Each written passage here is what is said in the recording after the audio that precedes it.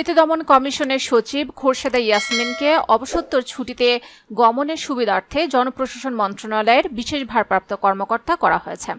মঙ্গলবার জনপ্রশাসন মন্ত্রণালয়ের ঊর্ধ্বতন নিয়োগ ১ শাখার উপসচিব মোহাম্মদ রফিকুল হক স্বাক্ষরিত এক প্রজ্ঞাপনে এ কথা জানানো হয়। জনস্বার্থে জারিকৃত এ আদেশ অবিলম্বে কার্যকর হবে বলেও প্রজ্ঞাপনে বলা হয়।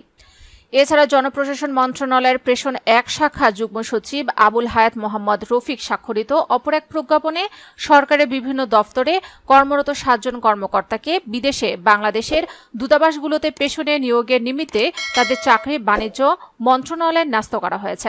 অর্থ মন্ত্রণালয়ের যুগ্ম সচিব মোহাম্মদ জহিরুল কায়েমের সুইজারল্যান্ডের জেনেভায় বাংলাদেশের স্থায়ী কমিশনে ইকোনমিস্ট মিনিস্টার, জনপ্রশাসন মন্ত্রণালয়ের উপসচিব এলিস শারমিনকে ব্রাজিলে বাংলাদেশ দূতাবাসে কমার্শিয়াল কাউন্সিলর দেওয়া হয়েছে।